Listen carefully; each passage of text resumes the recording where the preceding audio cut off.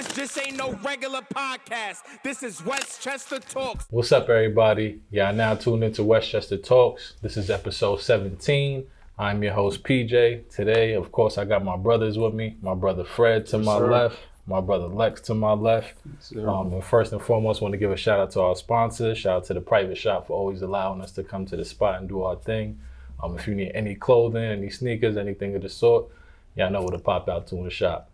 Today, we got a very special guest with us, and y'all know when we have guests in the building, I gotta pull out the phone, gotta read off the accolades. And this one, the list would have been too long if I put everything, but we're gonna keep it short and we're gonna talk about everything while we're here today. So first and foremost, in 2000, New York State Public and Federation High School champion, was ranked top 40 coming out of high school. Then went on to the next level, was able to win a national championship, a Big East championship, got MVP while winning that national championship, was drafted third overall by the Chicago Bulls, was the only rookie to win Sixth Man of the Year until date, still the only rookie that has done that. Played 11 seasons in the NBA, 914 myth, 914 legend, Westchester's very own, Ben Gordon. Welcome to the show, my brother. Appreciate Welcome it, man. to My the pleasure, show. my pleasure. We appreciate you coming through. So here at Westchester Talks, we like to, especially having, a week being off from the show and stuff like that, us at work or that type of stuff, we like to just check in with each other. So we just gonna start there. So we can start with the guys, or we can start with you, however you feel comfortable doing it. And just give a little mental check-in just in general, how our week went, how our weekend went, stuff like that. So Who want to start, man? I'll start, man. Before we even start, I want to say, man, appreciate you coming. No doubt. Like I said, before you came, we kind of spoke just amongst us, and we was like, we never really saw you in person. Oh, okay. So like, we're all around the same age, so we're all 32, 31. So all the stories we heard about you and from the older guys that played against you or played with you, it was like I said, like you was like a myth. Definitely like a legend, because nobody saw you. Right. So we didn't really know, we have somebody from Westchester that represents Westchester that has done crazy amount of things in the NBA and superstar, all-star, all that stuff, but we never really, how people used to say when they used to come in the gym, they used to feel your presence, like they knew who you were. So for you to be here with us, I mean, it's kind of crazy for me, because like I said, I try to say like I'm a basketball savant. Yeah. And all of us. But mentally I'm good. I'm chilling. Everything good. Shoot, man, I'm feeling great right now. You know what I'm saying? To piggyback off of what Lex was saying, we all was talking. We was like, did you ever see Ben in person? We was like, nah, you know what I'm saying? Well, I didn't get to really see him. Me being from Greenburgh, New Road, White Plains, stuff like that. We not like all the Mount Vernon guys who get to have that luxury and be around you like that and stuff like that. So, this is a big moment for us. Other than that, I had the day off work today. You know what I'm saying? It's a good day. It's a great day right there. Day off today and tomorrow. So, the week is going off good right now. And we're going to finish strong. I'm feeling good. Yeah, same.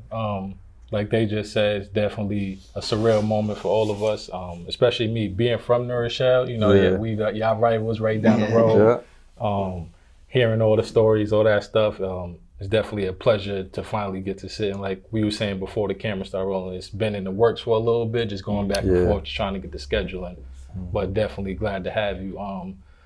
I worked today and I work tomorrow. So I'm a little tired, but I ain't gonna lie, this interview definitely got me woke. It definitely got me feeling better. My week started off a little rough at work, but I would say with today and having this interview, I think it kind of erases yesterday. It's gonna make the rest of this week good. So yeah, I'm good. No complaints over here. Sure, I'm good. Yeah, how you? I felt great, man. I know, like I said, this is something we've been talking about over the last few, probably months, and then I think I liked one of the posts, and that kind of reignited where we kind of left off. So I just happened to be in town. I'm feeling good, seeing family and friends and stuff like that while I'm here in New York. Mental health is good. Physically, I feel good, so I can't complain, man. God is good. Yeah, that's good to hear. And then once we get that out the way, I say let's get straight into it. So a fun fact I learned today, what Lex mentioned to me, that you was born in London. Yeah. England. So it's London, like for you coming from London, how you end up like? How come you ain't end up in New Road? Something like that. I know why though. Right. Jamaican. Yeah, so my All the family. Jamaicans go to Mount Vernon. Yeah, that's a fact. So, Jamaicans is everywhere, but especially Mount Vernon and the Bronx. Fact. So tell us a little bit about that. Like, how does Bengal go from London, England, to Mount Vernon, New York? Yeah, so I was born in London, right? My family is Jamaican. Like, they moved to London and everything. There's a large Jamaican population in London too. And then when I was only over there for about 10 months, right? So I wasn't over there long enough to get an accent or anything like that. But I still got family over there. I still visit there, frequently and things like that. But yeah, for whatever reason, my grandmother decided to move here. They moved to the Bronx first, which was like on the borderline, like the Northeast Bronx on the borderline of Mount Vernon. And then, so I moved there first, and we moved to Mount Vernon. And I went to school all throughout, from pre-K all the way up to high school in Mount Vernon, public schools. And that was just kind of it. And I just happened to grow up across the street from a basketball park, so that's even how I even started playing the game. You know what I'm saying? Like, it just happened real organically. And it was like a passion I had from a young boy, you know what I'm saying? So that's pretty much how it started. I don't know how I ended up here. I could have been anywhere. This is just where the family landed, and we've been here ever since. And that's also the running joke for the guys that don't grow up in Mount Vernon that live in White Plains, New Road, is that we never know if the people from the Bronx or Mount Vernon. There's no way y'all the only school with 6'9" guys, and everybody in Westchester got 6'1" centers. Like, Right. I used to be mad as hell. Like, no, there's no way they all live in a 4 square mile radius. And that's the crazy thing is, like, a lot of the dudes that played on the team, it was even more dudes that maybe didn't have like academics or they wasn't in the program from an earlier stage that was tough, that could have played on the varsity team. And like Mount Vernon is just really like has like a rich basketball history. And since it's 4 square miles, I think people hear the same stories about the same guys from the town, and it just breeds a certain level of competitive nature that our programs have done a good job of like honing that and creating a good legacy for the town. So speaking on Mount Vernon, how was it growing up in Mount Vernon, aside from just basketball? Yeah, I mean, it was like, it had this, Mount Vernon has like different sides of town, right? So you got the south side, the north side.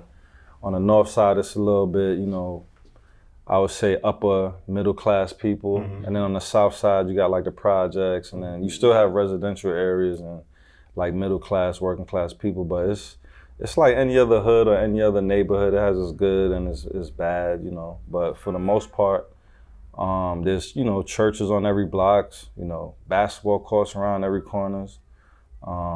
Everybody is kind of, it's a small town, so everybody knows each other, right? You know what I'm saying? So to me, it was great growing up.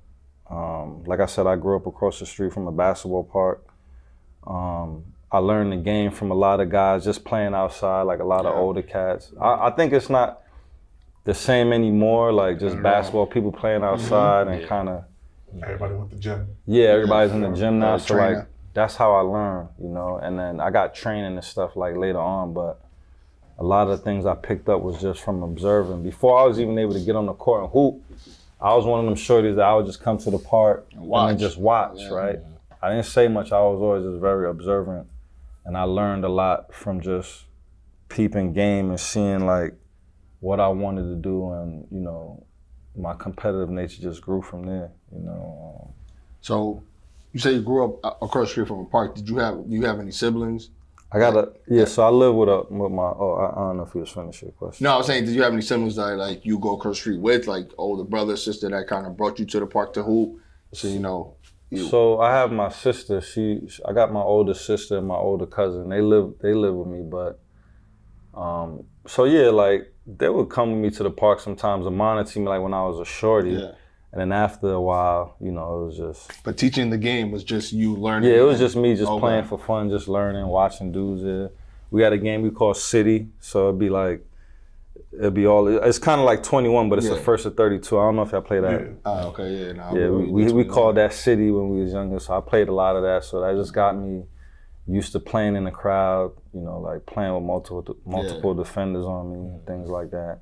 And we talk about that a lot. Like that's what's missing now is just people going outside and playing. Yeah. And like a game like City or a game like 21, you kind of learn how to, be more reactive than actually doing a move at a cone and stuff like that. So, yeah.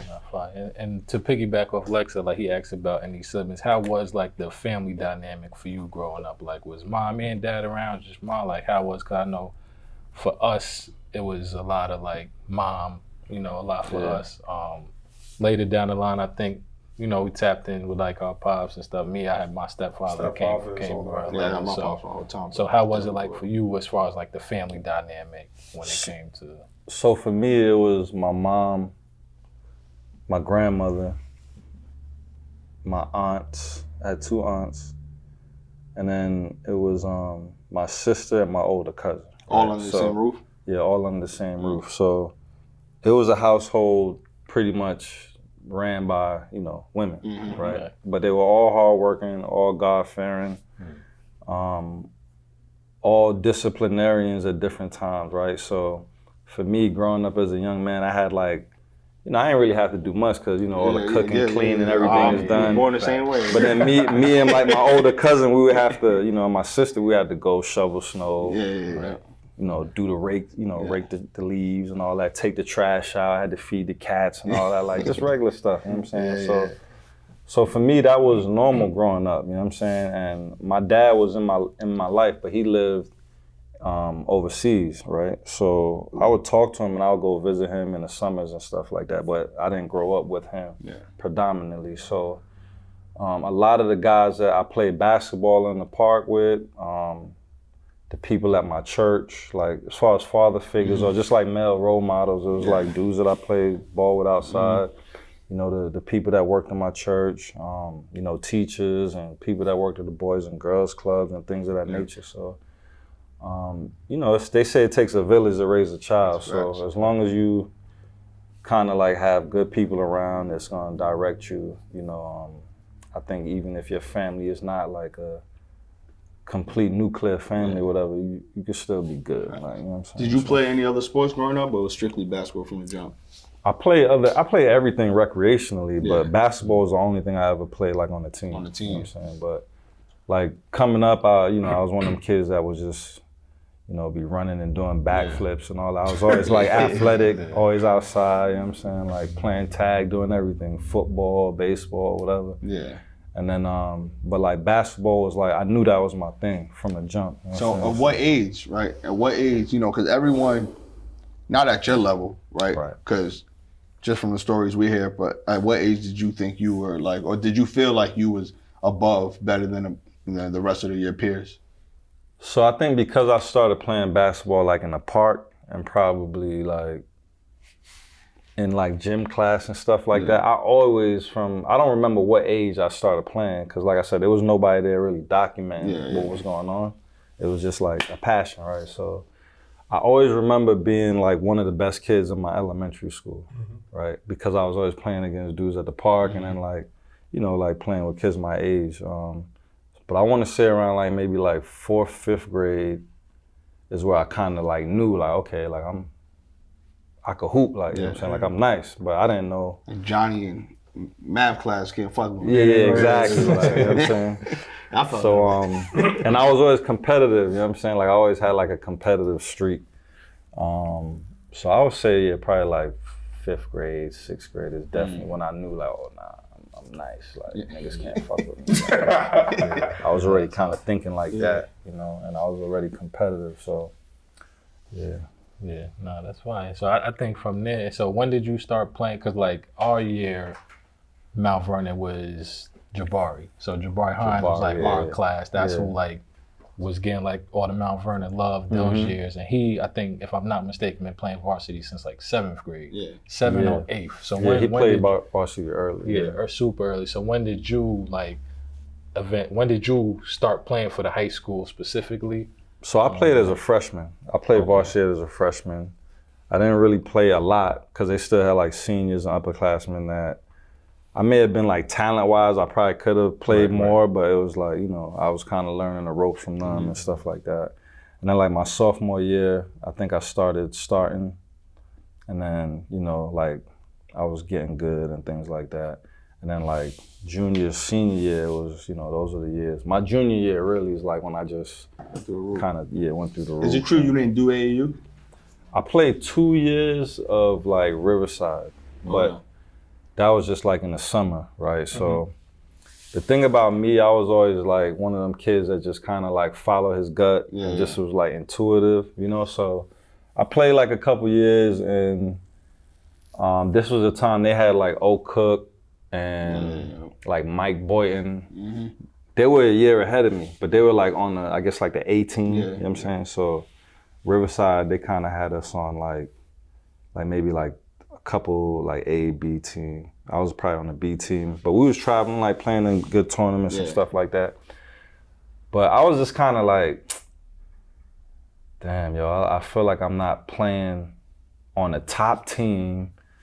So I'm like, I definitely got to get back in the gym when I get home, because like, I feel like I could compete with these dudes, you know what I'm saying? Like, why am I on the B team? But I wasn't tripping. I just knew I had to get back in the gym and work. And so I played like 2 years. And then like once I started, you know, getting a buzz, right? I knew I didn't have to play for all 4 years to get a scholarship. So I always paid attention to how my body felt in the summer and like all that type of stuff. I'm like, yeah, I'd rather be spending this time in the gym.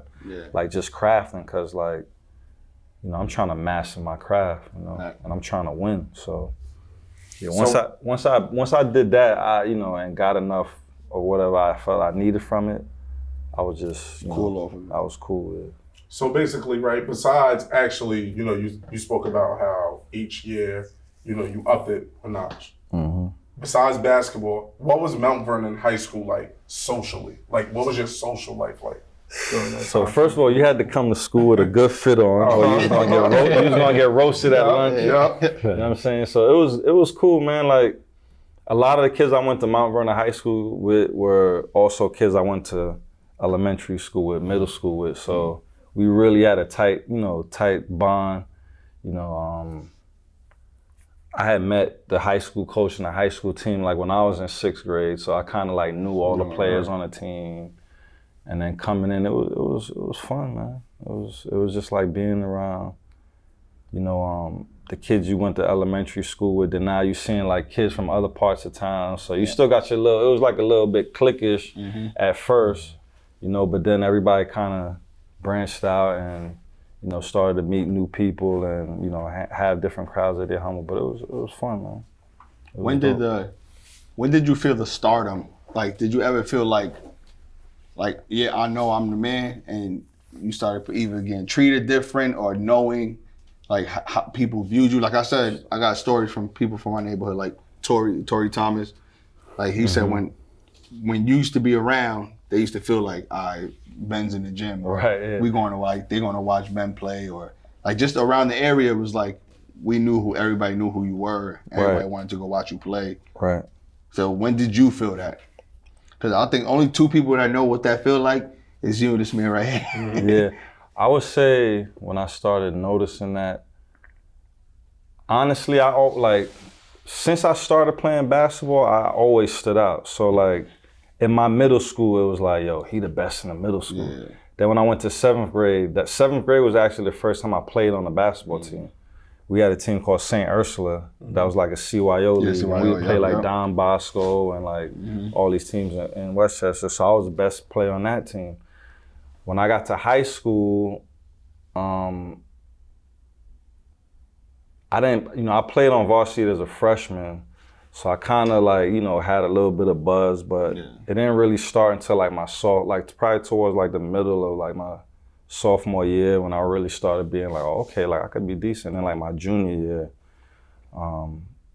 I would say it just kind of just shot through the roof. But I would say another thing is this too, like being from Mount Vernon, playing in like tournaments in the city, like playing in tournaments in the Bronx and Queens and ISA and all those. That's when I really started to like get like kind of really noticed like the respect like from around all the players in New York City. Oh, also going to like 5-star basketball camp. That was big when I was coming up. So I think once I started seeing that I could match up against like the best players in the tri-state area, and then like playing at camps like ABCD camp. That was, I think, in New Jersey at the time. After you, right? Yeah. I started like understanding like what my impact was. Because like I was the type of person where I had tunnel vision. So like everybody might be saying these things about me, but I just was like so good at blocking shit out like that. I never got gassed. Like nobody could gas me. Like I wouldn't let myself get gassed. I never believed the hype. And I was always in the gym. I didn't go out. I didn't party like that. I was just like a workaholic. And like to me, that was my fun. You know what I'm saying? I had a tight-knit group of friends. So really like I was just always down to earth. So like I didn't even really know I could play in the league probably until like my sophomore year in college, when I was like, all right, now I think like something might be going here. Like, cause I was hearing stuff from like scouts, you know, like people would be like, yo, this scout said this, or this scout is at this game. So like, that's when I really started to be like, oh, all right, like all this work is paying off. But people was always telling me for years, yo, Benji, you gonna be in the league one day. And I would just be like, all right, like just kind of shrug it off. But it's something that just kept me grounded, and I think it helped me accelerate as far as like, you know, trying to reach my goal. So Pete, how'd you feel though? Because like I said, when we went to high school together, but when we go play New Row, right? We're gonna get into how you feel about New Row. But when we went to go play New Row, the crowd was really like, it was like, you know, you had P. Jesus on the signs and all this crazy stuff. And they were really behind you. One, because you were from the neighborhood, and that plays a part in it. But two, because you was really actually wilding. So I think it was the same. I think the biggest difference was you could gas me. That's what I was about to say. Once he said that, I'm like, oh, I think that's the biggest difference, and that's something like I had to obviously looking back. And you know, we get older, we learn from everything. You might run in the crowd after you know what I'm saying? I think that's why I didn't make it as far as maybe I could have made it, because I maybe listened to all that too early. You know what I'm saying? And I didn't stay in the gym. You know what I'm saying? I'm thinking, oh, I'm good enough. I don't gotta be in the gym. I'm already that. Like you said, the confidence going to IS8, giving Long Island Lightning 30, and I'm playing against all these names, and I'm like, I'm killing them. Like, I don't know what I'm in. And I'm not in the gym. Like, I'm good. Like, you know what I'm saying? And then the same thing, having people like, yo, P, you going to the league? So for me, it was it was lit though. Like you said, it was a lit, good film. But I think that was the main difference. Is like I kind of was satisfied what was happening at that time instead of staying hungry and staying in the lab and having tunnel vision. I kind of was straying off at times and like, you know what, let me go to this party in Westchester. Oh, yo, but bro, this ain't way playing, bro. It's me. We out. Like, we go wherever. It's Westchester. We good. Like, you know what I'm saying? As opposed to, like you said, just locking in, trying to like maybe set goals or just, you know, get to a certain level. So your battles versus White Plains, New Row, because I know White Plains beat you in the county center, right? If I'm not mistaken. I think they might have beat us one year. They did. We saw that on YouTube. Yeah, we saw it on YouTube. I ain't gonna lie. I'm not gonna lie. You was a freshman, I think. You was a freshman. Okay, as a freshman. You was a freshman. I always about if he was an 8th grader. Taking that way. White Plains is taking that way. Yeah, it's probably that. But yeah, the White Plains was always our toughest matchup. They had Marcus Austin. Yeah, Marcus Austin. Yeah. They had Larry. They had Kareem Washington played. See that? Nah, they had Sherrod, I think. He was before. He was before. Kareem was before. I don't know if y'all remember them dudes. Well, Larry Warren. No, I know the Austin because Austin got the brother, Devin Marcus. Yeah, there was all. It was tough, man. Like, so that was like probably my toughest competition. And like New Row was tough. A couple years they had you know, Aaron. He was tough. He was probably a year older than me, I think. Yeah, they had A problem. Yeah, so it was some good matchups, man. But like Marcus, Aaron, it was a bunch of good players like in our league. Do you have a favorite game in high school? I would say my favorite game probably, I think this might have been my junior year, but it was actually in White Plains. And I remember, the crowd used to be so crazy in White Plains, bro. Like, they was chanting overrated like the whole first quarter. I didn't even score the whole first quarter. Like they was kind of like playing good defense on me or whatever. Was it Jay Lee? Who's that? Jeffrey Lee, dark skin, short, Raleigh football player. Oh yeah, it might have been him. He's from my neighborhood, so he might have been one of them. It was a couple of them that was pretty good. He brings it up. He brings it up all the time. Yeah, it was a couple of dudes. My guy is one of my coaches, bro. Yeah, it was a couple. Y'all of held dudes back to 8 points. Yeah, it was a couple of dudes that was good. Like they was solid. They was well coached.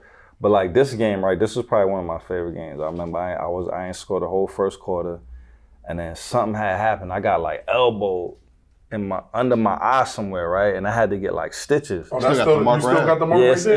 It's either on this side or this side. I can't remember. It's probably this side. Yeah, that's crazy. So I got elbow, right? And the whole time they chanted overrated. Like I ain't gonna front. I was kind of like not rattled, but it was like I couldn't get off.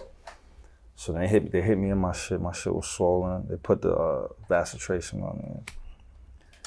I had like 41 the next 3 quarters, and I think we won. So that was. Yo, Jay Lee, you ain't tell us that part of the story. I don't know if he was there for that game, but yeah, that was a crazy one. That was probably like one of my best performances in high school, and it could have went either way, man. Cause before I got that hit under my eye, I kind of was just like a little rattled, and then we had the whole. It was like a lot of people from Mount Vernon came up in the crowd, so it was lit that game. That game was crazy. Yeah. Who's some? So I know you mentioned like in the section, or who's some people maybe in the city, or just in general that was like tough matchups for you besides like Aaron and Austin, brother, or some players that was maybe like inspiration for you that you maybe seen at Mount Vernon or just anywhere in general.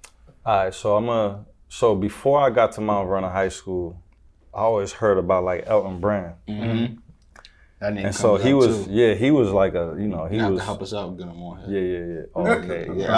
Tap in. I think he's still the GM with Philly. Right? Yeah. But Brand, y'all two are like the myths out here. Yeah, Elton Brand from Peekskill. Mm-hmm. I always used to hear about him. And you was in middle school when this was like, I might have been going to high school, I think. Okay. And they had this thing back in the day called, it was like this, it was an assortment of like players from around New York, and they had different areas. They had like the Adirondacks, they had like New York City. The Empire State Games. Yeah. That was the year they came first. So it got taken away for a minute, then my senior year they came back. So I played in the like comeback. Oh, okay. Yeah, so that was dope, because I would, see like dudes having like tryouts and certain things for all these dudes from all around Westchester, all around New York. So Elton Brand was like one of the first dudes I kind of like. He had like a big name, and it was like, okay, somebody local. And then like obviously from Mount Vernon, it was like Rasul. It was Colin. We had a bunch of dudes that was nice from Mount Vernon team. Yeah. But then so dudes that was from New York City, it was like Omar Cook, Andre Barrett, and Talik Brown. And that's your class? They were ahead of me. Ahead of you, right? Okay. So I would always hear about them. I would see them at ISA a lot, different tournaments around New York. So you ended up playing with Talik at UConn. I ended up playing with Talik at UConn. I really was gonna go to Seton Hall actually, because I had got cool with Dre and Eddie Griffin that went to Seton Hall. Yeah. I played in some tournaments with them in high school, and I was thinking about going to Seton Hall.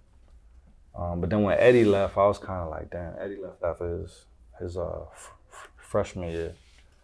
But so I kind of was like chasing them. Yeah, I was on the Daily News team together, right? On that. More than likely, yeah. With Julius Hodge and all of them. Yeah. So those was the dudes, right? And I'm glad you brought Jules up, because that's what I was gonna bring up. That was in my class. So I got like the New York State Player of the Year my junior year, and I'm playing with Omar Cook, McDonald's All-Americans in the time. But we won everything. We won 28-0, won the Federation. So I kind of earned that. And then like the next year, it was like Jules. I think Jules won New York State Player of the Year my senior year. But man, Jules used to talk so much shit. And I was like the opposite of Jules. Like, you know what I'm saying? I would just come to the game, play, hit a shot, go down the court quiet, and not make much noise or whatever. But Jules used to irk me because he was like 6'7", like lanky, but he could do everything. You know what I'm saying? He could handle, he could shoot it, he could defend, you know what I'm saying? He could pass, you know, he could rebound. But I would say that was probably like one of the, you know, toughest competitors. Also, Lenny Cook. I think Lenny might have been. He was yeah. I think Lenny might have been, because Lenny went to he prep was school and all types of shit like that. Lenny might have reclassed three times. Low-key. With Melo in him.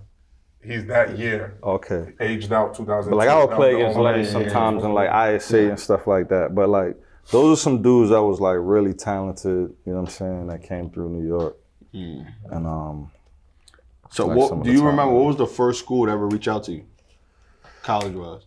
And when did they reach out? So I started getting like letters to the high school probably like in my sophomore year, right? But they were like, you know, like some of my teammates that were going to college, they were going to like, you know, good D1 schools, or like good D2, good D3 schools and things like that. And so I'll probably get like letters from some of those schools that were already recruiting guys that were like upperclassmen. And then I want to say probably like after I did like a lot of the 5-stars and 5-star basketball camp, I started getting like some more like Big East letters and like high D1 letters. I can't remember the very first letter that I got, but I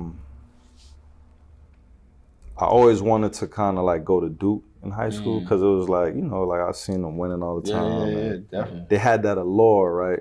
So I was kind of like, I would say I was getting a lot of big time like letters from schools, but the ones that probably suited me the most were like Big East schools, you know, like the ACC, the ACC, like the Dukes and all that. I wasn't really getting a lot of love from them. I mean, and the Big East was the Big East at this time. Yeah, the Big East was tough. Loaded, so, and I wanted to stay closer to home. You know what I'm saying? But I would have went down to Carolina probably for Duke. I remember I got my first letter. It was fake too.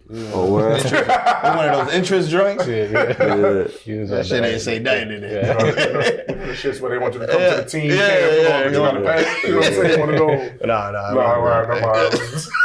I remember my man got his first offer. Yeah, I got my first offer on a Friday. They took it back on Sunday. Rhode Island called. They came to the game on Friday. I just landed to Nationals. I met him in Nationals.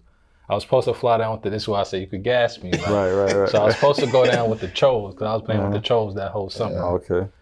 He hit me like, yo. So you said I fucked your shit up? Nah, because we was killing. I was getting offers and all that. So he was playing for like a team from Rockland. Okay. What was it? The Hudson River Hornets. Hudson River Hornets. So he called, and this is my man. You never heard of them. So he called me like, yo, bro, come down to Nationals. I said, I know. I'm at the Empire State games. So I'm at Empire State. He called me like, yo, come play with us. I'm like, bro, the Chos already got my flight. I'm flying. Like, bro, they got a book bag with you. Yo, bro, that's how you know we have They nothing. got elite socks for you. They got all this shit. He's like, you gonna be, you good. You got your name on the book bag. You got the green light. So your name on the I'm book like, bag. all right, fuck it. I'm gonna come down there and fuck with y'all.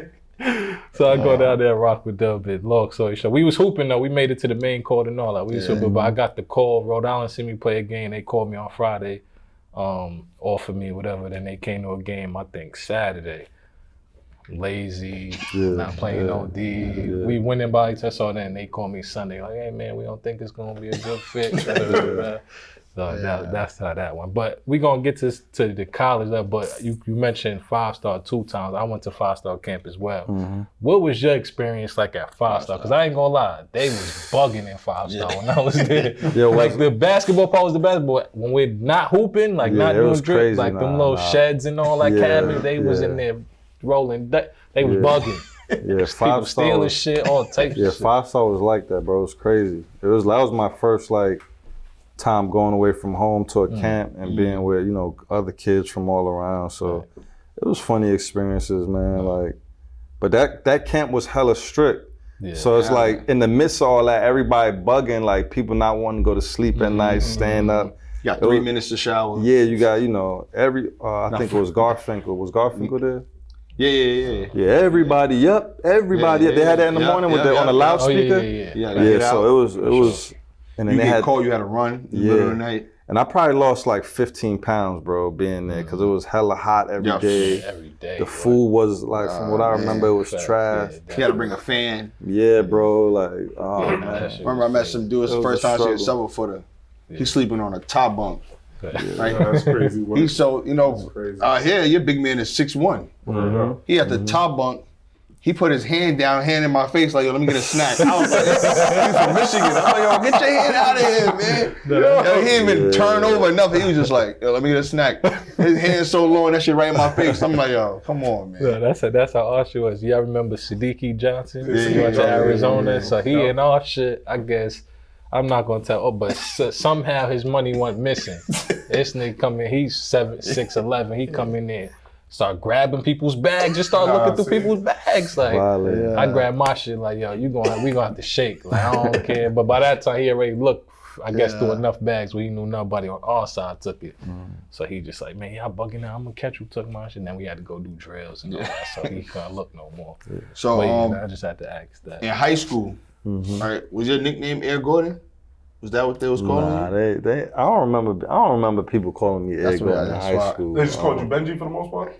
Like, that was like my childhood name. That's like what my family called me. Like people from around my way in my park and stuff like that. Yeah, well, I was told it was calling me Air Gordon. Yeah, that's what I heard. They might have been calling me that. Yo, I had so many nicknames. You too humble, man. You too humble, man. Yeah, bro, I'm telling you, bro. Like, They called me Air Gordon. I was like, that's me. Definitely when I got to the shot, they was calling me that. But in high school, I can't remember them calling me that.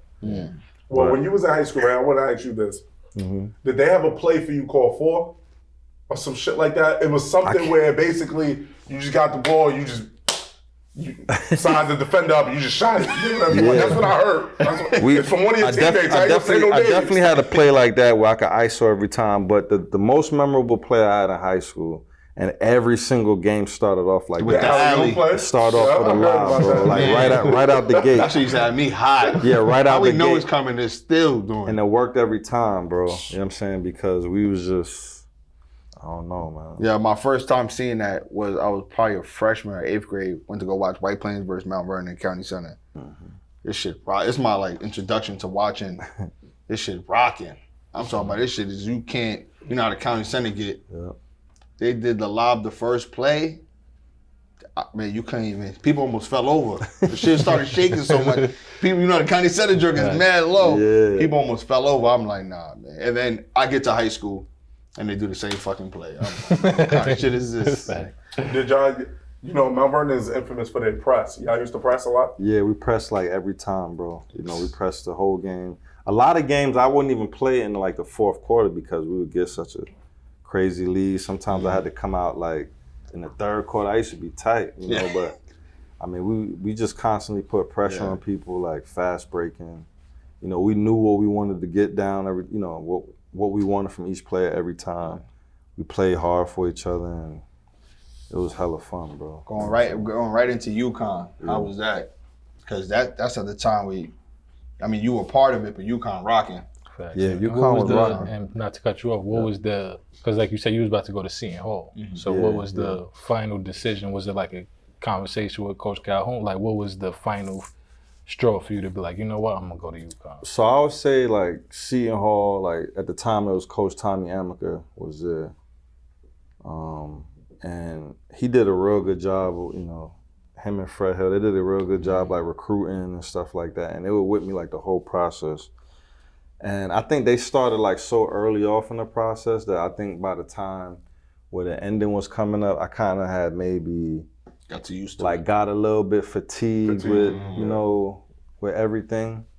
And then Coach UConn was actually the first, like when you have that open period where you can where they can call you. Yeah. I remember he was actually like the first call that I spoke to, the first coach I talked to like at my crib, right, on the phone. Did you pull up any? And then but then like I guess like towards the end of the process, but somewhere in the middle, like I took a liking to Coach Calhoun. I talked to him a few times, and I took my visit.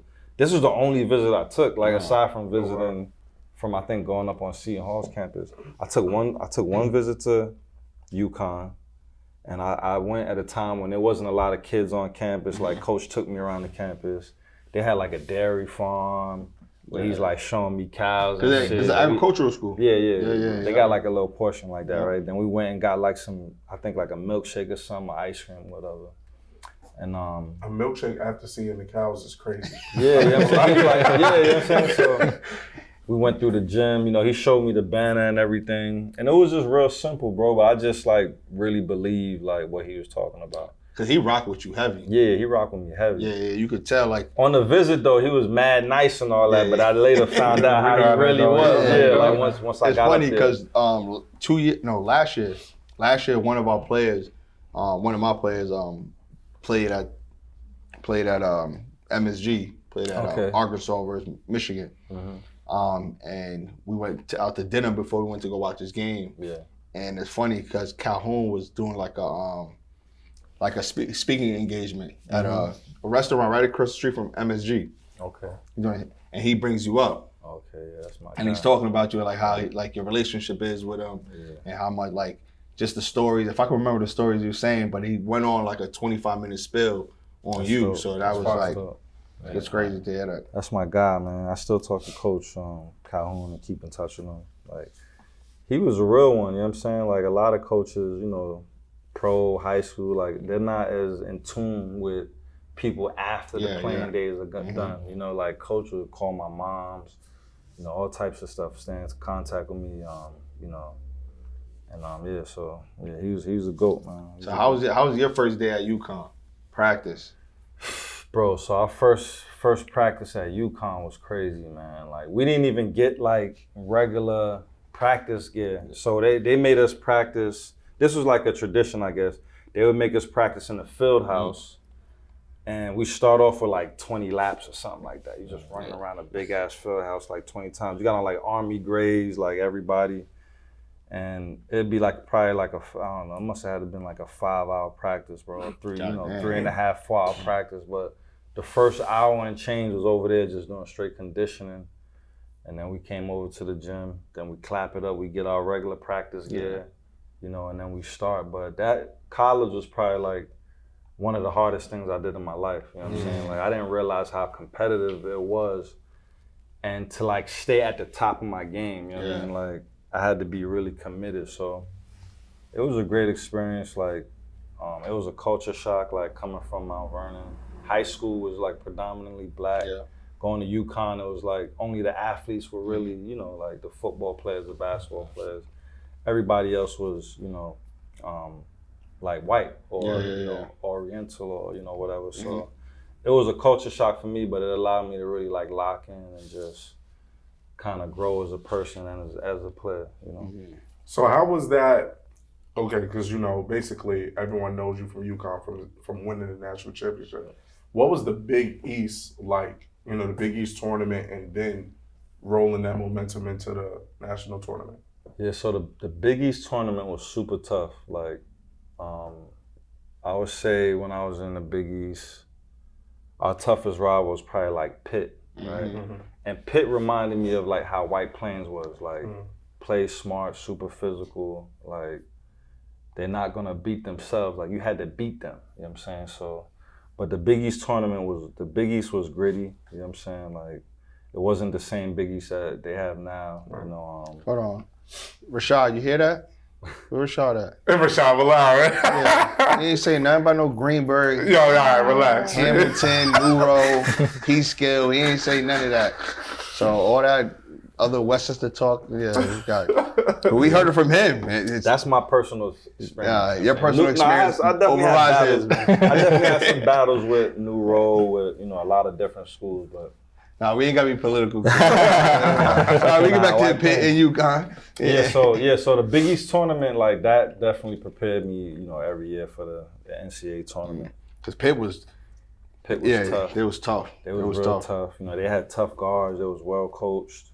They had the bigs that just fat. They had the bigs, They had athletic bigs. They had like 7-footers, 6'10" dudes. So they was tough. But, and then the national. What about the NCAA tournament? How was that? What was that like for you? The NCAA tournament, the year we won it? Yeah, so the year we won it, that season was actually crazy because we started out like the #1 ranked team in the nation. So everybody knew we was coming, right?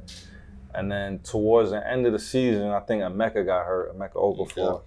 He was probably, me and him was our best players, but he was like he had emerged as like this unstoppable force. So he hurt his back. So going into the Big East tournament, I'm playing without my big, right? So for me, it was like, I knew I was gonna be good, and I actually needed that space to just rock by myself. Because some Kobe and Shaq shit. Yeah, because like, I had to sacrifice a lot of my game because Mech was just so good. So I couldn't really just, go crazy every game, right? So the Big East tournament, I think at the time I may have broken like AI's record or something. I think Kemba came and later broke that, but at the time I broke that record. And it was like a great, stretch of like 4, however many games it was for me to get my confidence back, because before the tournament started, I kind of had like a little slump. You know what I'm saying? I wasn't really playing like myself. Then Mech went down, so it was like a lot of pressure. So I came delivered in that. And then so by the time we got Mech back, I was flowing on all cylinders, and he came back.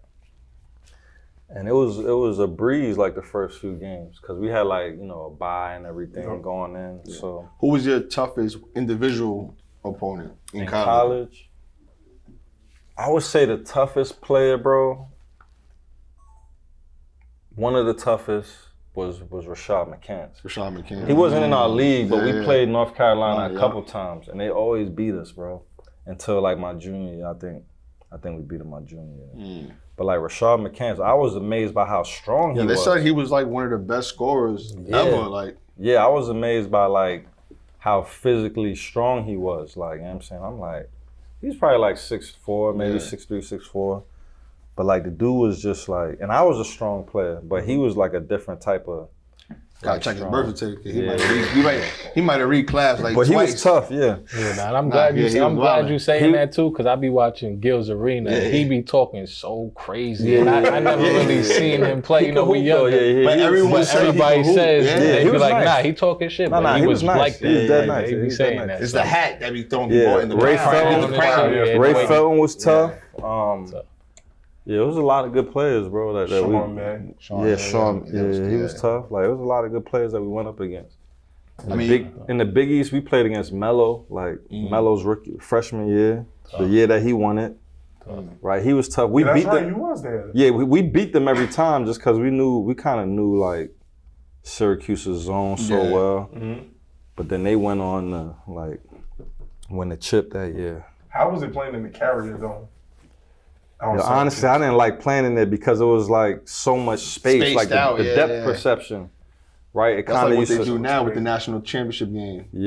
Right. So the national championship games is kind of like playing in the Carrier. Yeah, so much space around, like you're in the middle of a football field or something. Yeah, and not many teams had that type of setup. Like, so that was a little bit different, and like offensively, I felt like I always used to struggle against Syracuse because I had to do a lot more just like penetrating the zone and kicking out. But before we move on to the league, right? Winning at UConn. Have you ever had a chance to, like, when you were at UConn and you won the national title, to like, I know you probably had to keep moving on because you try to get to the league or about to get to the league, but to sit back and know you came from Mount Vernon, right? To going to UConn, being the best player there, and then winning the national championship. Like that, like for us in Westchester, it really is like unheard of, right? And kind of far-fetched. I think the next player we had was like RJ when he went to the national championship game. But it's like, we don't really see people from us in Westchester get to that level and succeed. Everybody goes Division I, but to be at the top of the top is kind of insane for us. It was crazy, man. It was surreal for a long time. You know what I'm saying? It was surreal. Even now, like this year, I just went back to UConn and they like put me in the Huskies of honor. And like, I appreciate that. And they put our team in there too, the year before, I think. But like that, it's surreal, bro, because like you gotta think, like, I'm growing up watching the Big East, watching AI, watching Ray Allen, watching Rip. I'm watching all these great teams, and I'm watching them in the tournament, and like some of them didn't come up and win the chip. Right. So to be able to go all the way, bro, and like, yo, it's just something I can't even explain it. But the amount of work I put in, man, like me and my teammates, and the dedication I had, I'm not surprised that it happened, you know, but to go through that and get to that type of level, I know it was inspirational for a lot of people, especially from Westchester, because like coming up in Westchester, I think we used to kind of get slighted by the city a little bit. Oh, that ain't New York. Like, y'all from upstate, you know what I'm saying? So I always had, you know, we always had that kind of like chip on our shoulders, not being recognized, you know. But I looked at all those guys from New York and used them as inspiration. Steph, you know, Kenny Anderson, all the greats from New York, you know what I'm saying? From all over the city, Westchester, everything. As a young player, I would grow up watching all of them, and I was a student of the game. So, I mean, I know like by me being from Mount Vernon and going to stores 2 hours away and then winning the chip and then going to Chicago, like, I know it must have looked crazy. Yeah. You know what I'm saying? Like, us hearing the stories, like we haven't physically saw you. Right. But hearing the story is like, nah, this is like story written for real. It's like, and you set a lot of trends too. You know, two in particular that I noticed when I was a kid was the baggy white tee. That was fire. And you said that in two. I wore these today just for you. I know you remember these. You remember these. You was talking about this all week. I was in the closet. I was like, yo, keep coming up wearing these. Those are the kid right there. And you made me want these when I was a kid. My mom's couldn't afford it. I'm sorry. That's crazy. He had it laid out those like are the very ones I had too. Yeah, crazy. You know what I'm saying? We won the chip in them joints. These, and then, you know, like I said, the baggy white tees. Everybody was talking about, Eric Gordon when he was at Indiana. Nah, Ben Gordon, UConn. Right. So what was your like thought process into like choosing which sneakers you went for? Was it like something superstitious? Like, okay, I played good in these, I'm gonna rock these again, or was you just switching it up on the go? Like, that's the ginger? Yeah, it was the ginger. Yeah, I know. Ginger got me. I wasn't superstitious, but no, you know what? I was a little bit superstitious because I think the reason why I started wearing Jordans when we won the chip is when I was in high school. I think I had a pair of Mikes on. I can't remember which number, but I had a pair of J's on when we won the Federation. So then as we started going at, like getting further at UConn, I was like, all right, yo, I gotta throw my joints on. But I used to wear foams and all that, you know what I'm saying? The foams the foams was mad comfortable to hoop in. They was kind of heavy. But I think because I used to like put so much force into the ground and jump in, like those was like a good hoop shoe for me. Yeah, I do foams. I was them shits at the bottom of the backboard. Bro, I definitely hooped the foams. And on top of like us speaking about like sneakers and all that stuff, what's your take? Because we speak about it on a lot, or we spoke about it a lot on like past episodes and stuff. Like he said, he's a coach at Stepping X, so he deals with it a little bit with his players. What's your thought on like the NIL and all that? And then what do you think would have been your situation if like NIL was around when you was? What company would you want to sponsor you? And I'm going based off your like how you were growing up. You know, NIL kind of based on represents what you. So I think to a certain extent. So what companies? I'm only thinking sneaker brands, right? Definitely, I was always a kid that used to love Nike. So I would have wanted like some Nike deal with NIL. But now you get deals from deals from any brand or any company, right? Burger King. Homie from down the street. The pound. I think it's great, man. I just think that it brings on a lot more like of what you would experience as a pro, like kind of like people trying to get connected to you, trying to get in your pocket, trying to hang on you, the fake friends and all that.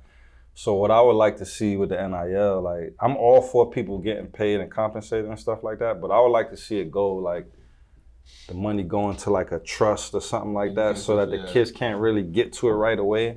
So they got something to look forward to and still keep working. Because a lot of them do lose their hunger. Yeah, I've seen that. I've seen a couple dudes kind of just stop hooping because they got money early and they got a taste of what it was. And then they found out early, like, oh, like money is not really what I thought it would be. So they kind of probably like you lost watch the their games hunger. now, the benches, they be having these bust down chains Word up. on a bench. I'm like, damn.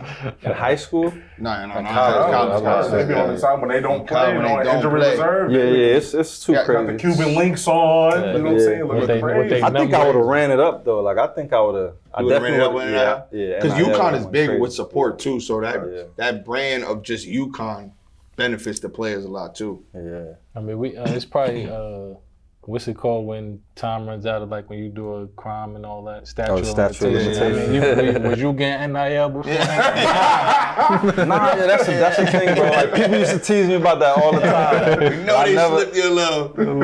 I never got the bag, bro. Like that's the thing. Like I just had a little Pell Grant, but that was like anybody could have got everybody that, got right? But They ain't get no mysterious brown bag at nah, I used to hear about stuff like the that all the Jamaican time, spot, and I used to be like, "Yo, where is this happening at? Why am I getting the bag?" Like, you know what I'm saying? Slide you a ginger shot with a brown bag on the front Yeah, side. And all but that. I gotta imagine somebody around me probably got, you know, Right? a few little Yeah. envelopes or something. I don't know. But I never, Matter of fact, I never started had thinking none. like he was telling me to go to Right. UConn too much. Like Yo, he was he trying to did, push he it. did pick me up on a new car for AU Yeah, tournament. I'm sure a few people probably got some bread that I Yeah, never, pay that back, never man. found out about. Yeah. You know what I'm And you mentioned your favorite game against White Plains. What was like your favorite game or moment at UConn?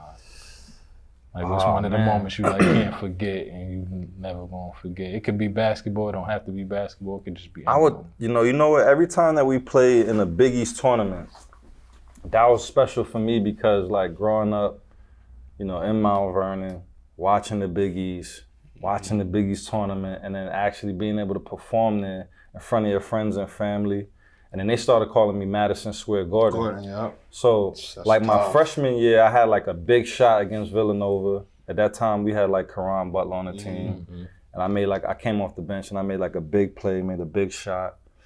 And then I would say my junior year when we won the Big East tournament. I broke, I think, AI's scoring record. That was probably like two of my favorite moments. You know what I'm saying?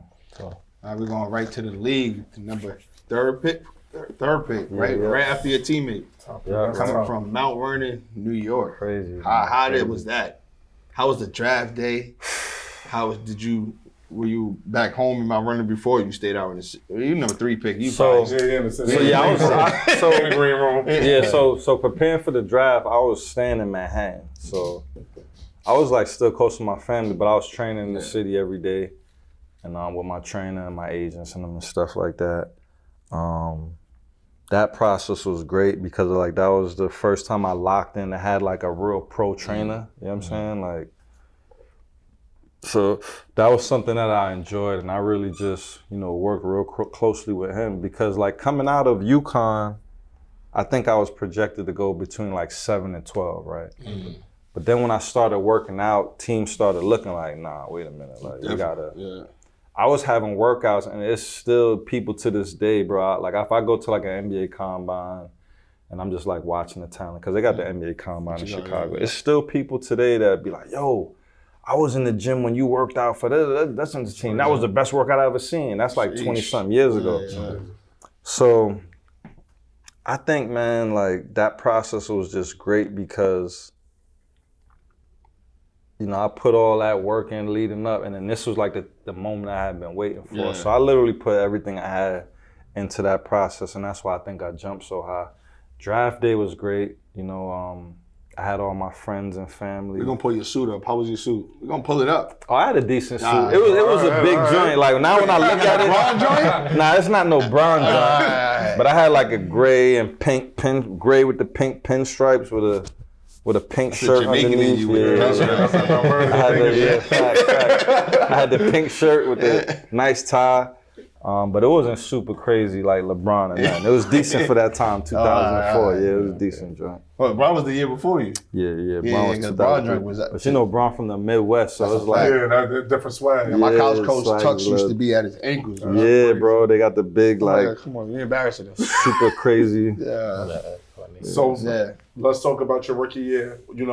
We talked about your first day at UConn. What was your first day in Chicago like In the league. in the league? In the league, okay, so They filled your whip with popcorn. Nah, they ain't do that. They ain't violate. Nah, they ain't violate. Because I was a third pick, and we had like 6 rookies. Oh, So it was kind of like a pecking order. It was like me, Luol Deng. Like they kind of left us alone.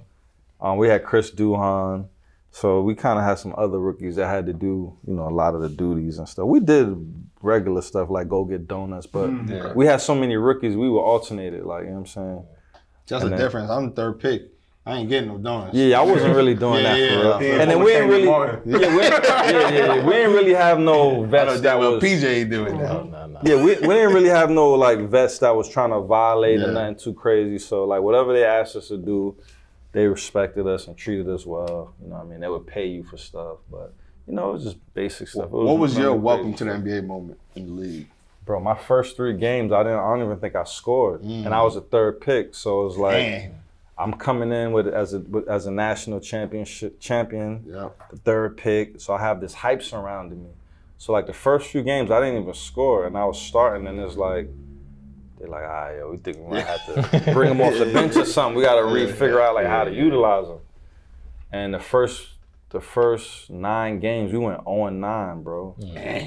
So like the year before, the Bulls was already they were a lottery team, right? So they weren't really like good or anything like that. So we didn't really know what to expect. But the guys we had on that team were like winners. We had Luol Deng, Kirk Heinrich, Chris Duhan, myself. So then we went on a road trip, and like I think the road trips used to be like 2 weeks, right? So we got away from home, and it was just us on the road out west. And then that's where we started like putting our win streak together, you know what I'm saying? So like that was to me like my favorite moment of my rookie year. It's like really like pushing through the adversity and getting our confidence on the road and like putting some wins together. And then like me finding my role, how I was gonna be successful on the team that year. And it just ended up being good you uphill said that. from there, Because you're coming from a winning program. Like in high school, you won. Yeah. College, you won. Yeah. Then you say you get to the league and you're losing off the jump. Right? And that's stuff like that, like situation like that. Right now, with these players, it shuts them down. Right. Like they stop caring because they got paid, they losing, they're not really putting extra work in. Right. Only certain people that put the work in, and you see who the ones that are still taking it serious. Yeah. So that's a good thing you said that, because we see it now. Like a lot of people talk about how people come from winning, and then when you become a loser, that's when you don't really care when you're in the league. Yeah, you get to see like who's who and what's what once they get paid and they lose, and you get to see how people react to that. You know what I'm saying? So when they made those changes, because like you say, your rookie year you were starting. You starting at first, stuff's going on. And we mentioned when I started to show off that you was the only rookie to win 6 Man of the Year. Right. So do you think a huge part of that was because of those first 9 games, and then when you did start coming off the bench, was that like kind of like he just said, was that more motivation for you? Did you take that as like, all right, like that moment? I always just found a way to take things in stride, right? So I'm like, damn. I kind of was like, damn, I am the third pick, and it's so much pressure on me, and I came out and I ain't scored the first few games. All right, I'm gonna go to the bench, but I'm not gonna stay here. Or I didn't know what was gonna happen. I just always knew to make the best out of whatever situation I was in. And then I ended up that year, I was like one of the top guys in fourth quarter scoring. So I found my niche was scoring in the clutch. That became my thing. That's how I won the 6 Man year as a rookie, is because once I went to the bench, I wasn't caught up on like, oh, I'm not starting. Right. Because I used to see some people lose their starting spot and just be shut down the whole year. They couldn't function. So I figured it out from there, and I became like a dynamic player off the bench, and then we ended up making the playoffs, right? So, was there any player when you played against them when you saw them, you're like, wow, this is like, whether it's Kobe? I mean, I'll let you say, but what player was like, wow, I'm here, like just by being on the court with them? I would say like Vince. At that time, like some of the shit, some of the things he would do, it would just be like insanity, amazing, bro. Yeah. But he was also like a super nice guy, right? Obviously Kobe, Steph, Baron Davis. I remember the first time seeing Shaq, I'm like, yo, like I can't believe how big this motherfucker is. Or his shoes, bro. Like, I'm like, Oh, Yao Ming, seeing Yao Ming. That was crazy. I'm like, Oh, that was crazy. I don't know if it was Men in Black or something like that, how they had the aliens with like, they would come out of the chest. Like, I'm looking at Yao like, nah, there's no way that's a real human. It gotta be something on the inside controlling his body. So, like, playing against KG when he was in Minnesota, it was like, those was the moments like, actually it was every night, bro. Like that rookie year, like every night you stepping on the court, like, see somebody different. You know what I'm saying? You seeing Alonzo Mourning with the big ass arms and shit, like. So it was just, playing against Reggie Miller, it was crazy, bro. Like, these was all the dudes I was watching, you know? So, like, after rookie of the year and things like that, you know, you go a few years with Chicago, and then 2007 draft happens, right? Yeah. You get the number 1 pick, Derrick Rose comes. 2009. No, I'm sorry, 2009. Yeah, Apologize, 2009. Yeah.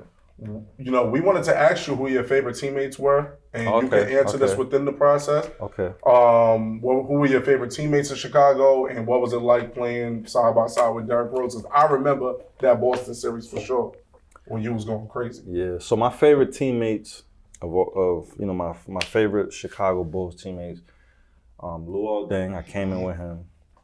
Joakim Noah. Kirk Heinrich. And probably Derrick, you know what I'm saying? Derrick was probably the best player I had played with. But like Luol and like Joakim, those is like my guys, like even to this day. I'm cool with everybody, but like those 3 right there, those 4 I named was like dudes that, you know, I really went to war with. Right.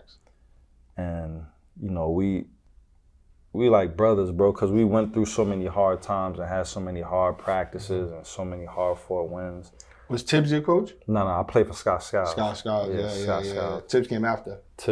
So when I was in Chicago, I played for Scott Skiles and then Vinny Del Negro. Yeah. But yeah, that Derrick, man, he impressed me a lot. Like when I seen him go up against Rondo in that Boston series, and I was seeing him hold his own as a rookie. You know, I wish I had a few more years with him, because I think like even at that time we only played 1 year together, and we was like real dynamic. But I felt like we complemented each other so well. But yeah, those are a couple of my favorite teammates for sure. What was Chicago your favorite team you played on? Yeah, definitely. You got busy with the Pistons. Yeah, definitely. I think Chicago, just because we had like a winning culture, bro. Like when I got to the league, like I already knew in my mind, like I'm probably gonna win a chip with this whatever team I was thinking like that, because I won one in high school and in college. But then when you get to the league, bro, it's like you gotta win by committee. It's hard to just, you know, but be the man on the team and win, you know, help win it by yourself. But it's so many variables, bro. It's like, you know, everybody's getting their money, so the hunger starts to go away. People get distracted, you know what I'm saying? A lot of things happen off the court that's like, you know, more important than basketball. So a lot of times people's focus is not into winning, you know what I mean? Like some people just happy with, I made it to the league, I'm getting paid, like, all right, cool, like this is it for me. But I still had like that mindset of like, I want to win a championship. So yeah, Chicago was my favorite, you know, team. Detroit was probably one of the more talented teams I had been with, because we had a lot of talent, but we didn't win there. I was only there for 3 years. Being in Charlotte, that was tough, you know, like playing for another losing team, playing for like coaches who were like first-time head coaches in the league, and them not really understanding, you know. How tough is that though? Like it's hard, playing bro. For a losing team. It's hard, man. Especially in the league, because like, you know, like you said, people getting paid, people got their money. Yeah. But you know you're going out there and losing. Right. Yeah, like, that's the crazy thing about it. Like you said, especially with his background. That's what I'm saying. Especially coming from like a Mount Vernon, then winning MVP, national championship, Big East championship. Because you could be on a team with people that have been losing their whole life. So they just talented enough to keep, you know, a lot of people you'll see, they'll just get numb to losing, bro, and just kind of just, especially at they don't care, you know what I'm saying? So and the season is so long, so it's like if you know, so many games too. Yeah, if you know like you only gonna win 20-some games that year. Wild. You just have to like find some sort of positive thing to hang on, whether it be like a friendship group that you got within the team, or like certain routines you gotta do because How was it for you? It's tough, bro. Like for me, it was hard. I took losing hard. You know what I'm saying? Like, I took it hard. I had some good teammates that was cool and all that, but honestly, like when you start losing, you don't even really want to hang out with them. Like for me, you're a winner, for me, if you're a winner, that's how you feel. Like for me, BJ was doing whatever. Anyway. I'm still going to the party. We still going to see. Now that's my excuse to go. I'm like, man, we just lost. I'm outside. But when we win, I'm like, shit, we just won. But you needed teammates like that, though. You know what I'm saying? Because sometimes they'll get somebody like me who might have always been ill, like help you loosen up. Yeah. And then, you might go out and play well the next game. So it was tough, man. But I think it was good because it was something I needed to experience, and it helped me develop character. And like, am I still gonna come to practice every day and work hard? Right. Am I gonna, because the league is like a fraternity, right? So like things will spread about you as a player, right? Yeah. So, you're always performing for whatever team you're on, and then all 29 other teams, exactly. So for sure. Yeah, that's tough. Yeah, we got some of your favorite memories in high school, some in college. With some of those memories? Because we, obviously seeing the games where you putting up crazy numbers, 30s, 40s. I think you even scored 50 one time before, or I could be bugging. In the league you talking about? Yeah. I think my career high in the league was 48. 48, so yeah. But I had a hood, that's fit. You got 50. You know what I'm saying? So I'm saying what was some, 60. What was some of your favorite moments like in the league? And same thing, it could be off the court, on the court. Like, what's just some moments you like? So another moment that was one of I think my rookie year, I think I had a game-winning shot in the Garden. You know what I'm saying? So that was tough. Yeah, I had like a floater or something going baseline. I had a floater, and that's just like the year before coming, from the Big East tournament. That's what I'm saying. And then in high school, I played in a tournament called the Super Six. Super Six. Yeah.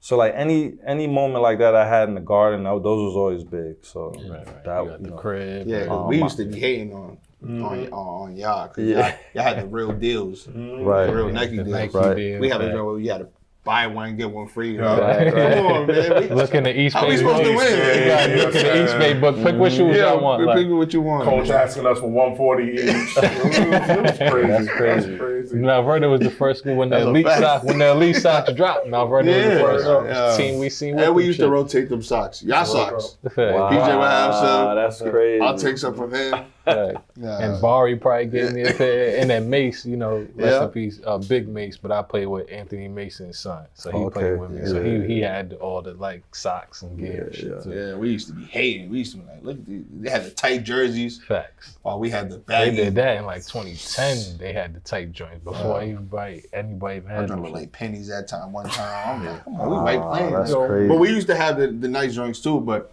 not the not the league joints. Didn't the coach that coached like the dudes I played against, Marcus and all of them, Larry Mayfield. Wasn't he like a scout for Utah? For the Utah Jazz. Okay. For a number of years. Okay. Even when I was there, he was still doing some scout work with me, and then he ended up retiring. Yeah, he ended up retiring. Yep. No, that's hard though. So that's hard. So you played.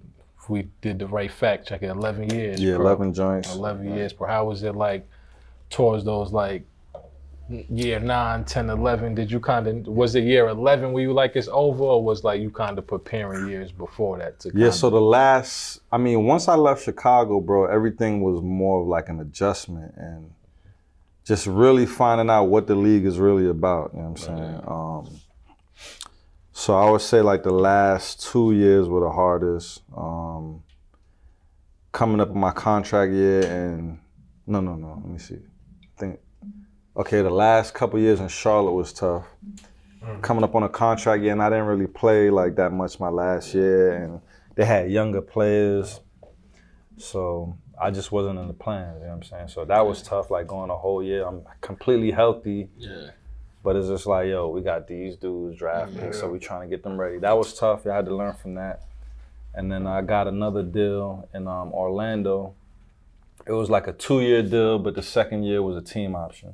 So I played 1 year in Orlando, and that was it for me. Then I came back like a couple years later in like 2017, I think. And I played like 25 games in the G League, which was fun, you know what I'm saying? Because it was like, all right, that was like my last full, year playing. But it was like I was just doing it for the love, you know what I mean? Played 25 games, got to have some fun with it. So how'd that transition though, right? Because we talked about it, right? But we, like I said, our transition's way shorter than yours. Right. Because we played, elementary school, middle school, high school. We played college, but we knew it was kind of, him probably he had a little longer, but I knew, all right, let me speak for myself. I knew that after college, You was going to be. Yeah, it's done. Like, I'm recreational now, just doing it for fun.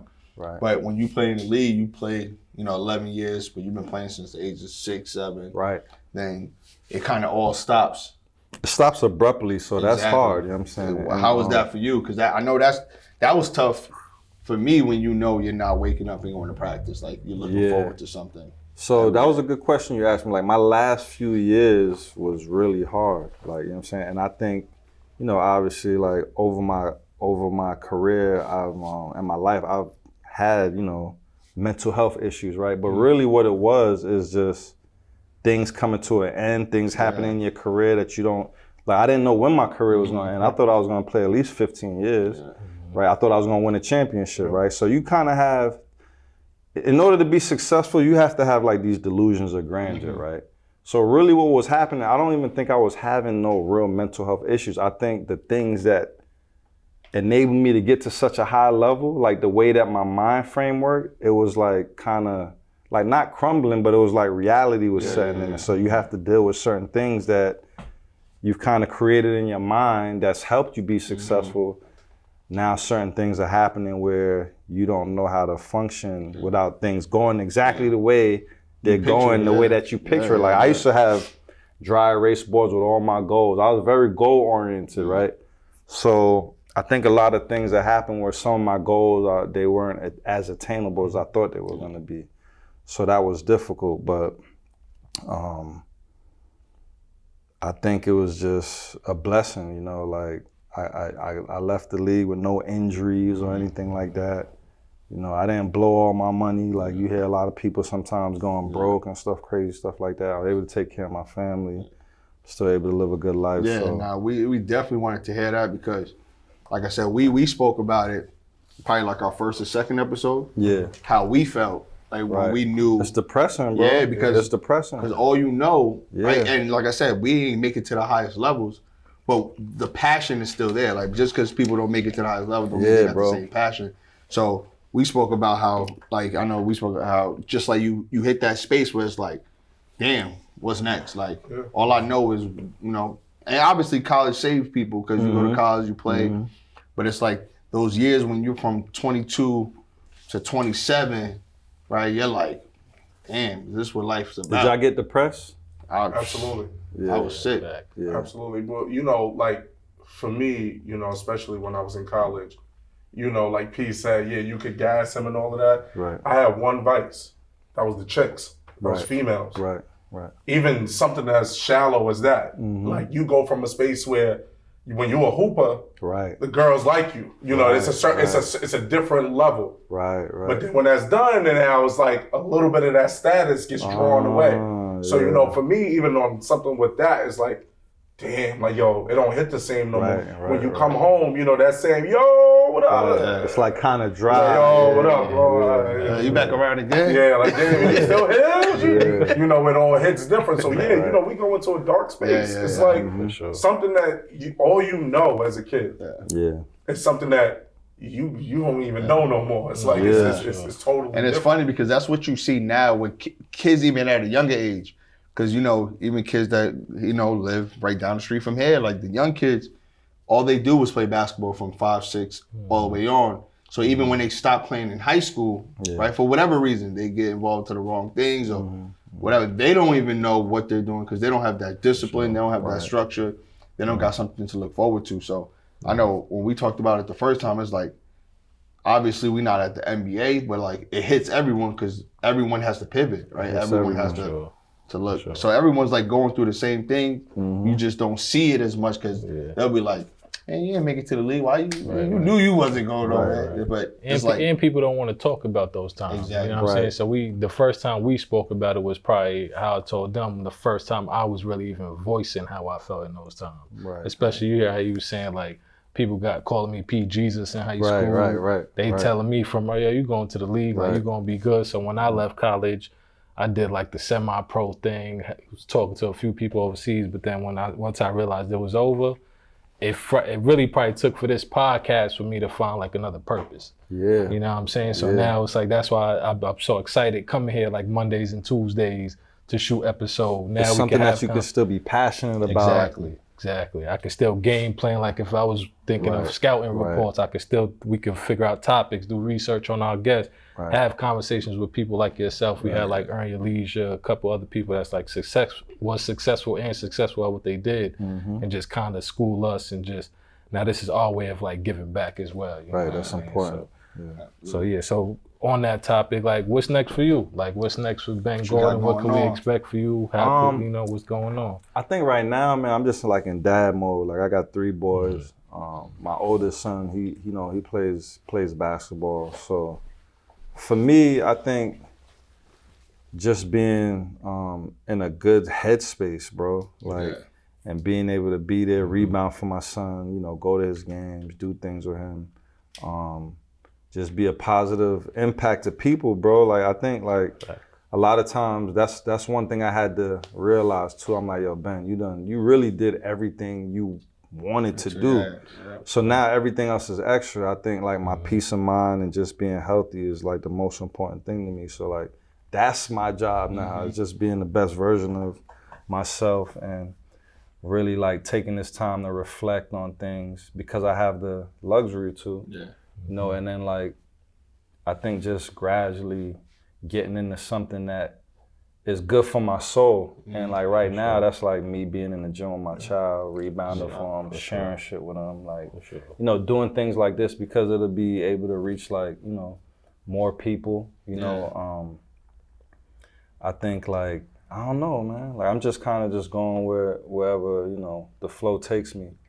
I think my journey with like mental health issues, like, and I wrote a piece on, I think it was a Players Tribune a few years ago. Yeah, I think I've seen that. And I didn't even write a piece. It was just like an interview and I was talking about stuff. So like, I'm like in the health and wellness space. Like I actually opened a gym in Mount Vernon too, like of our own rehab. And it was like a training place, but I think that's where my passion is now, like health and wellness. And just being like a point of inspiration and motivation to because like you said, people in that space. It's needed. You It's needed because like I said, a lot of people don't think just because, you know, you get the money, you get the fame, and you know, you do get celebrated, but they don't know what it's like when it stops. Right? Because of you're not doing what you're doing. And what we said, it was like, when PJ was expressing, it was like he was tied so much to basketball that when it gets kind of stripped away, or not even stripped away, when it stops, you don't feel that same way. So that's definitely needed.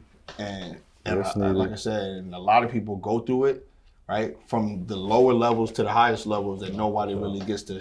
I think everybody goes through it, bro. Like even think about the dudes that was nice in high school that maybe wasn't good enough to make the team, but they was good. So their dreams get cut short there. You know what I'm saying? And then you got some people who, you know, they don't go to college, their dreams get cut short. So I think everybody goes through a dose of depression. I just think the higher up you go, it's a longer fall down. You know what I'm saying? So it takes a little bit more to kind of recover. But I would tell athletes, you know, like there's a lot of different spaces that you can be involved in these days. So always have your, you know, your passion, whatever it is, but then, you know, always be thinking about things that you can fall back on. It's cliche, right? But it's true. You know what I'm saying? Like, because you might get all the way to the league and be ready to retire.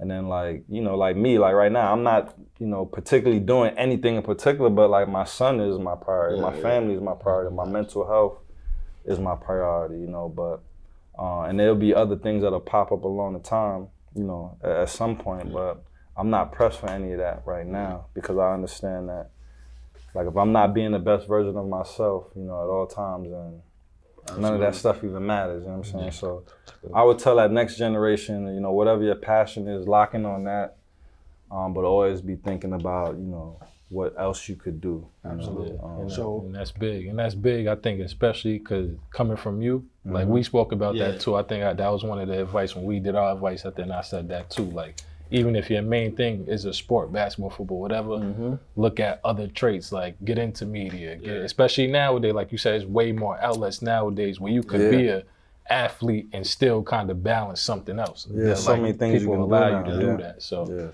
So I think coming from you is definitely Switch gears a important. little. Just a little. Who's your top 5 players from Westchester? Oh, and we gonna probably end top 5 too, yeah. because My we top was 5 gonna end it with advice, if but you you already say gave it, it's advice. stamped. So that's why we go. We there's the criteria. said a 5. Oh yeah, there's a and criteria. we got though. crucified. There's a criteria though. They have to be from Westchester. This is strictly high school. Okay. Your time frame in high school. It could be guys that you either played with or played against. Okay. Or that you might have been young and saw them. And saw them. Yeah. So that's it. Westchester. Or even, you know what? I throw this in there too. You could have been in the pros and all of that, and you saw people from someone from Westchester was like, nah, this kid, he might be better than all the dudes I looked up to, or even some of the dudes I played against. Damn, that's a tough one. Top 5. He's like, I was so way up, I don't even know. Who Like, who down there? Who down there? Nah, that's some real shit though. But the first thing that pops into my mind is like dudes that I was hearing about before I got to high school. So like, I think y'all had somebody on here and they was talking about Rasul, right? Rasul, yep. John McDonald, he was another one from Mount Vernon. He was like, when I was probably like in middle school, I think he was at Iona or something like that. Elton Brand. We kind of Yeah, of course, absolutely. Damn. He was too far up. He's like, he getting busy in the A. I'm getting subbed down the third quarter. Oh, y'all Colin was nice. It was a couple dudes. Colin Watson from Mount Vernon was nice. 5 DeVille. That's 3 from DeVille and I guess Krabby was nice. Okay. okay. I used to hear a lot about Krabby being from New Road. Or even if you got some honorable mentions, people you just want to shout out. Definitely Marcus was tough. Yeah. I didn't when I was a young boy, I didn't really go to a lot of the high school games. Okay. I didn't really go to a lot of the high school games, but yeah, so he's too far up, man. hold on, Rashard Lewis. Oh, Sleep. Where you from? These are the other Mount Vernon players. No, listen, it's all good. Shout out MB. Yeah, Timmy Rollerson used to call him Sleepy. Like Keith Manning. Like, it's hard for me to do a top 5, bro. But those are just some of the players names I came up. Sheesh. Here you go. Ben Gordon's list, man. Yeah, we got work to do. I got my list here. Yeah, but I think that's a perfect way to end it, man. I want to first and foremost, lastly say thank you, man. Appreciate you for coming up. Yeah, man, I'm happy to be here for y'all, man. Appreciate you. Definitely. I think we was all saying when we first started, we was all kind of having like surreal moments. This is literally all our first time seeing you like in the flesh, in person, hearing all the stories, especially us being from Westchester. It's like the Mount Rushmore is like Elton Brand, Ben Gordon. It's like there's really no other face up there for us at least. And then it's like, one question too I wanted to ask before we end. How you feel about seeing somebody like a Donovan Mitchell, like performing on the level he's performing at and being a Westchester kid? That's great, man. I think I remember when I had a camp. I had like a top 50 players in New York camp. I did it at Mount Vernon High School, and it was another place we did it at. But I had like some workouts, and he was one of the kids I was there. And he was like short, but like hella athletic. So like to see him now, it's like I'm super proud of him, man. I love watching him. I love his game. He got a similar game to you. Yeah, he's like bouncy. Yeah, he's bouncy. He's you plays more of a bigger. Jump shooter, though. He plays bigger than what he is. Exactly. But yeah, I love his game, man. I love the fact that he's, you know, from the area. Yeah, so tough. And that's it. That's another one. Donovan, stop playing. Yeah. Come on. We gotta find a out. way to tie everyone together. Like, you know, Nah, but from Westchester. but like I said, appreciate you coming up. I know, you know, appreciate your time. I know you got places to go, people to see, all that stuff before you get out of New York. But here at Westchester Talks, we definitely appreciate you. We definitely celebrate you. When you do find that new passion, whatever it may be, if you any way we could support, definitely, you know, shoot a link over, shoot a text over. We'll definitely support it any way we can help. Like you said, you a legend. Legend, super legend, myth. super legend. So yeah, definitely appreciate you. Yeah, that's He had those on his bed. That's a fact. Yeah. Bro. I had to go to bed. He sent a picture like, yo, man, these today. You know what I'm saying? I was like, yo, BG here, I gotta put these on today, man. That's love, man. So yeah, that's Westchester Talks. I'm your host PJ. Guest Ben Gordon. We appreciate him, Westchester's very own. Shout out to all our sponsors. Shout out to everybody supporting us. Make sure you like, subscribe, comment, tap in. You never know who you're gonna see on here with us. We appreciate y'all. Episode 17. We out of here.